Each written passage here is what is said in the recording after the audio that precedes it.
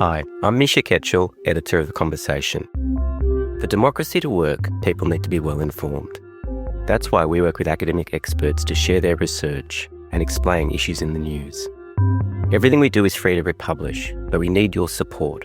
Please donate to The Conversation by going to donate.theconversation.com or following the link in the show notes.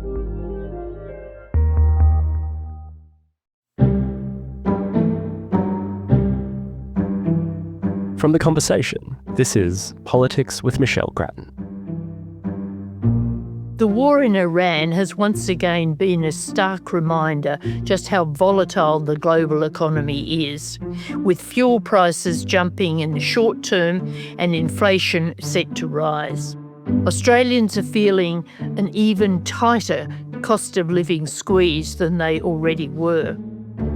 While the government has offered some relief on fuel prices and ensured, for the time being at least, the continued entry of fuel into the Australian market, this week we've now had a big fire at one of Australia's refineries, throwing a new element of uncertainty into the situation. Amid the fuel crisis, the government is preparing its May 12 budget, which it promises will have an ambitious reform agenda. To discuss how the Australian economy is faring and what's ahead for ordinary people, we're joined today by independent economist Chris Richardson. Chris Richardson, how do you see the Australian economy going in the next 6 months? Firstly, if there's a settlement of the Iran war in the short term, and secondly, if it drags on into more months. Either way, whether this settles fast or slow from here, we have two basic problems. One is those higher prices, the boost to inflation from fuel. And the other is the pain in the economy, particular parts of the economy hurting worse than others. Exactly where it plays out depends a lot whether we simply end up paying more for fuel or whether we run out of fuel. And we're talking in the wake of a fire at the refinery down in Victoria. That does raise the risks that there is now an increased chance that we run out. And that would be greater damage. Certainly, if it settles, the geopolitical side settles fast, that's great.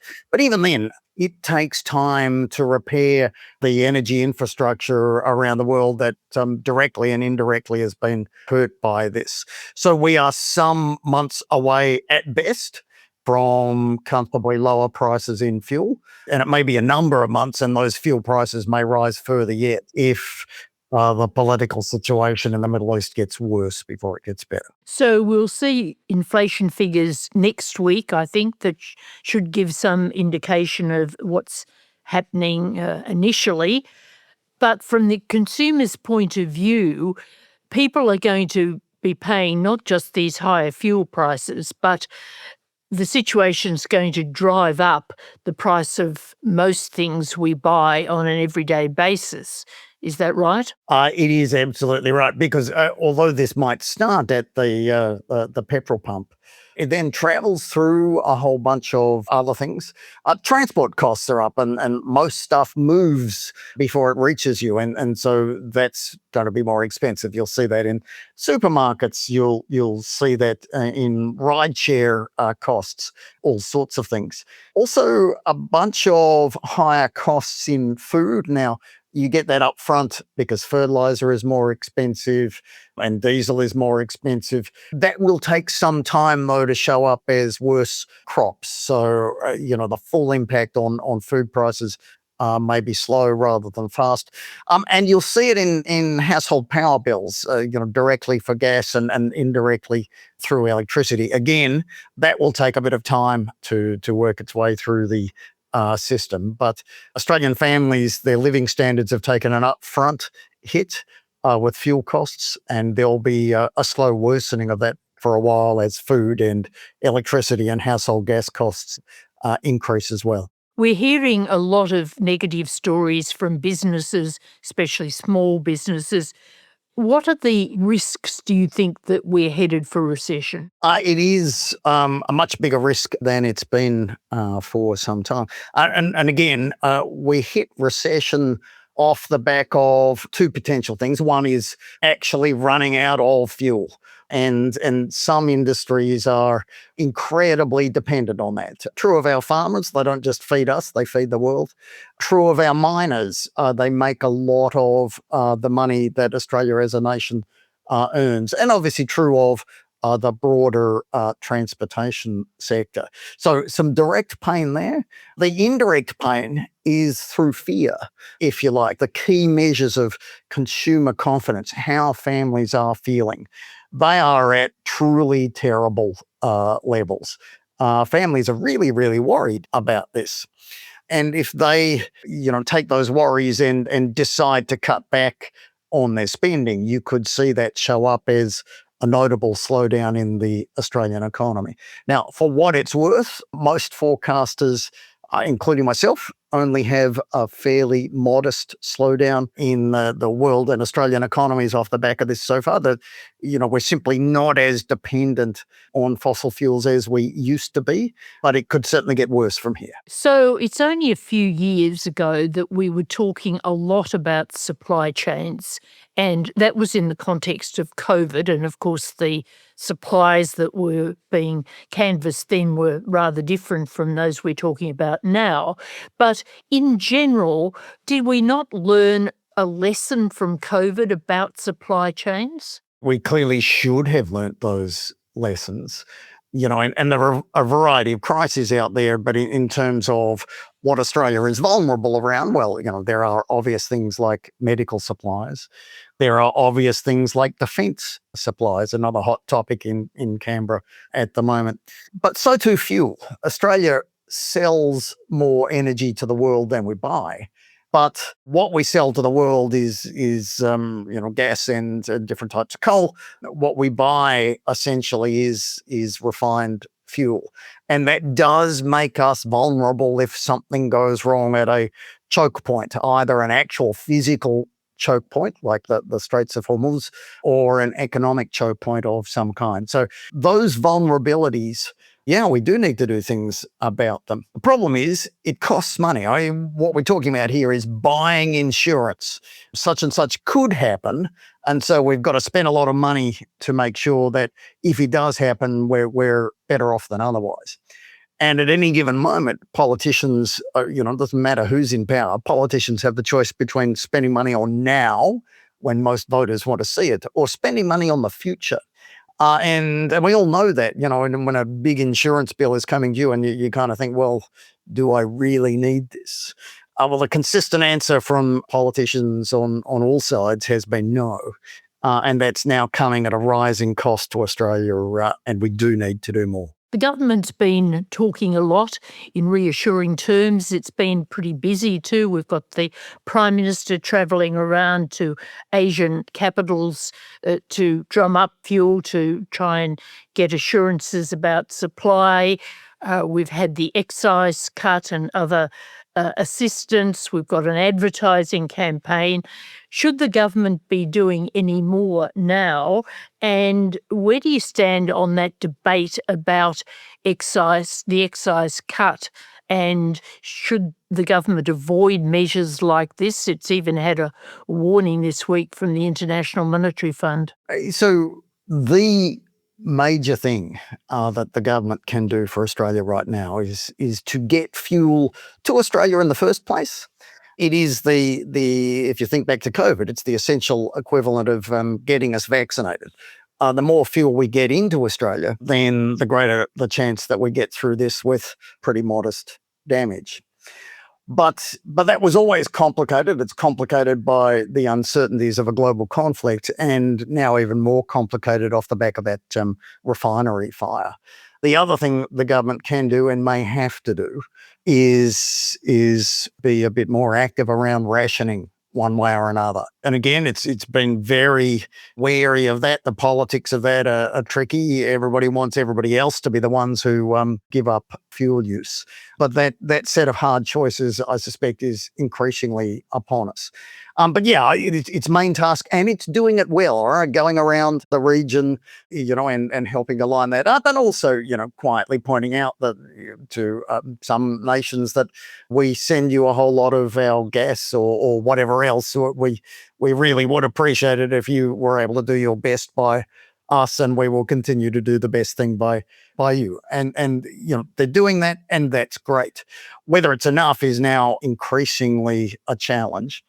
Less of a fan of the big cut in fuel taxes that the state governments then topped up to, so that the total is 32 cents a litre. As you note, the International Monetary Fund pointed out that throwing money at a problem like this, the politics of it tends to be good, but the economics of it tends to be bad. And the reason is we already had inflation, higher inflation than most other nations in the rich world when this crisis hit.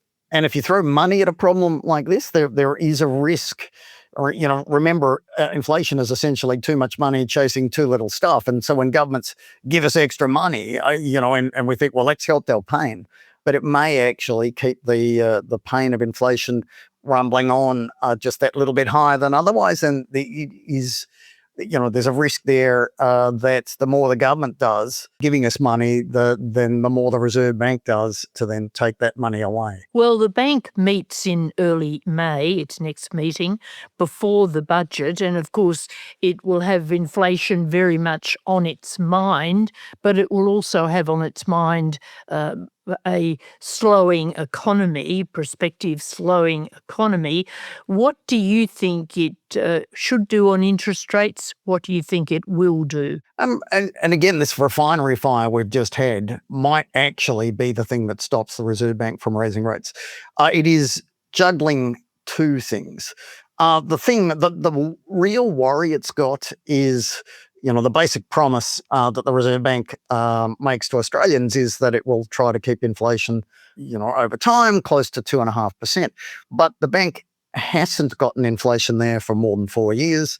Ahead of the current Middle East crisis, the expectation was it was going to still take some time to reach 2.5%, and could take even longer. And the risk is that families and businesses start to lose faith in the ability of the Reserve Bank around that longer term promise of 2.5% inflation. And so if we do see the Reserve Bank raising rates, I think that will be part of it. That they are just worried that the punters are getting a little less sure that the bank is doing its job. The flip side, though, is as families worry more and more about this, and as that geopolitical outlook remains very tense, very uncertain, then that combination is starting to point up to a bigger hit to the economy. And the thing about a bigger hit to the economy is it means down the track, inflation will come down because of that. And so it's got to balance those two things. If it's really quite worried that it's losing the trust of families and businesses, it will raise rates. If it's starting to be really quite worried that the pain in Australia's economy could be notable, then not immediately, but a little down the track, they could even be cutting rates. Let's turn to the budget. Jim Chalmers insists that despite these new problems, it's going to be a reform budget. And one area of taxation the government is looking at is the capital gains tax discount. Strong signs there that changes will be made, and also at negative gearing. What do you think should be done in those two areas? I do think Australia's capital gains tax discount, we essentially take a capital gain and halve it, 50% discount before it's then taxed. I think that's too generous. And it's also too simple, the simple halving. There are excellent reasons to tax capital gains differently to wages. Inflation can have pushed up the price of something, and you shouldn't tax inflation. You might hold something for 10 years and you've earned the gain, as it were, the capital gain over 10 years, but we tax it as if it's landed in 1 year, so that timing is an impact. And you do want to be careful not to discourage people to save. So, there are excellent reasons to do something around the capital gains tax discount. I would try to tick off those things I mentioned, which is essentially some version of going back to what we used to do prior to 1999. It's not looking like that. You know, the smoke signals suggest the 50% discount becomes maybe 33%, which would be better than 50%. Capital gains tax changes, sure. Negative gearing, as an economist, I don't have a problem with it. It has a very bad name, politically, so something may happen there because of that. There may be something as simple as a cap on the number of properties that can be negatively geared, which kind of sounds good, but doesn't do anything much. I think the key point is, yes, there is a need to change, particularly capital gains taxation, but do not think that this solves housing affordability in Australia. When studies of this are done, they land on saying that at most there's a difference in housing prices of 1 to 4%. And indeed, housing prices are lower, but you get rents a bit higher. This isn't a magic wand in housing because there is no magic wand in housing. We hear there are divisions within the government about these calls for a super profits tax, that those calls are driven by the fact that higher prices for our LNG exports mean that the companies get a better, stronger return.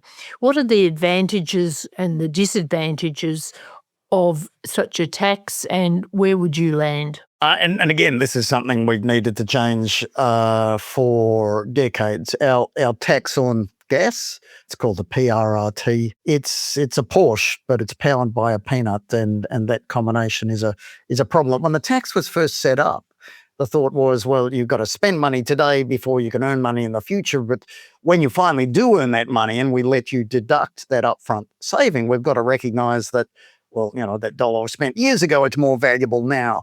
How much more valuable is where we made the mistake. We, let some of those dollars spent long ago, increase at a rate of 17% a year.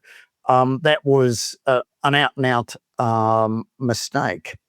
But the other thing we did was, that tax came in when we used to produce oil. Now we produce gas, a whole lot of it. And the thing about gas is you spend more money up front and it takes longer before you earn profits. Or in other words, if the main thing we got wrong was the speed at which we factored up past dollars before they were eventually deducted, then that became a hugely bigger problem when we shifted to gas production. Should have done something about it ages ago. Both sides have long since had a chance to do something about it. Both sides didn't because Western Australia, a few federal elections, was central to those elections. So they didn't want to rock the boat. So it's our fault, but the end result has been a terrible bargain for Australia. We just don't earn enough by way of tax, and we won't by way of tax on this key national resource. So it has to change. I would much, much prefer that they fix the tax that we have. As I say, it can be a Porsche that isn't getting much of a play. The more likely thing, if it happens, is some sort of an export tax. I'd prefer my solution because, you don't add to prices on world markets at a tricky time. You simply, change which shares of the pie go to the big companies that get out our gas and sell it to the world, and the share that goes to taxpayers. I really don't love the idea of the export tax. Think of Donald Trump's tariffs. They are import taxes. And the higher the rate on import or export taxes go, the more damage they do. If we end up in a world where we add a low rate of tax to gas exports, I wouldn't love it, but it would be better than we have. Another feature of this budget is that it will contain what the government is highlighting as significant cuts. How deep do you think those cuts need to be? In other words, how much restraint should the government exert on spending? There's two things to take account of. One is the short-term stuff. You don't want to make the juggle faced by the Reserve Bank any harder. So if you're going to do things like fuel tax cuts and so on, or in other words, if you're going to put extra spending power into Australia, you need to take some spending power out of Australia. It doesn't have to be a cut to spending. It can be an increase in a tax. But again, there is that short-term constraint, which is essentially don't make life any harder for the Reserve Bank than it has to be.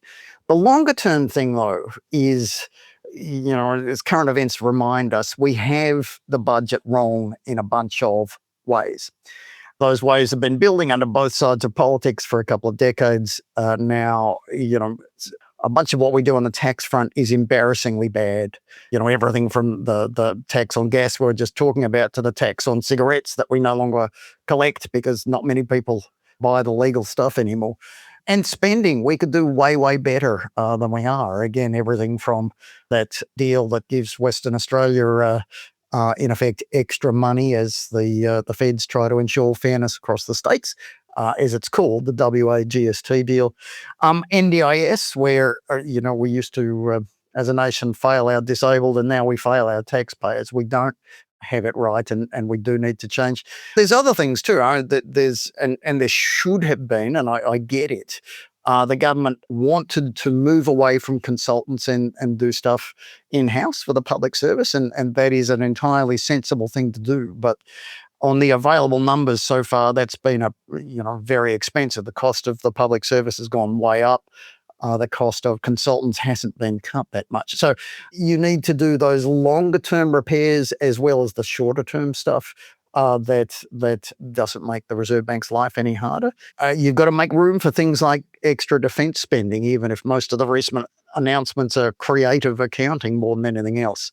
This is a really tricky thing to do. If the government did it right, there would be a bunch of losers. And if there were a bunch of losers, well, that would be adding to the losers who are out there losing from a fuel crisis.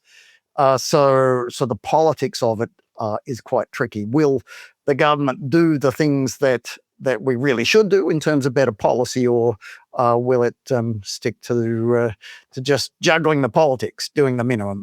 We will soon see. Just finally and briefly, you've pointed out that while the present crisis is dreadful for households, it's actually good for Chalmers' budget. Can you just explain how this is so? Yeah, it's because we export vast amounts of energy to the world and we import vast amounts of energy from the world. The imports, the stuff going to families that they pay for, and they're very much out of pocket for. So families definitely worse off. But of course, the businesses, it's in gas, it's in thermal coal, and because of the ability to use coking coal to also form energy, as well as steel, coking coal prices have risen as well. A bunch of our miners are making big dollars, and of course we tax that as we should.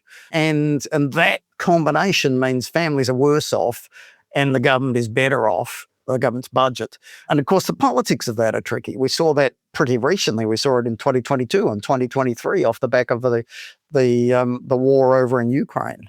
And the political demands on the government will be high. Families and businesses, many businesses will be saying, we're in trouble, please help us. And the tricky thing is the government, needs to be very, very careful about the amount of cash that it splashes. Chris Richardson, thank you very much for being with us today. That's all for this podcast. Thank you to my producer, Ben Roper. We'll be back with another interview soon, but goodbye for now. Production by Ben Roper. Theme music by Lee Rosevere. The Conversation is a not-for-profit media organisation. Sign up to our daily newsletter for evidence-based news and analysis, including articles from Michelle Grattan, or listen to more of our shows wherever you get your podcasts.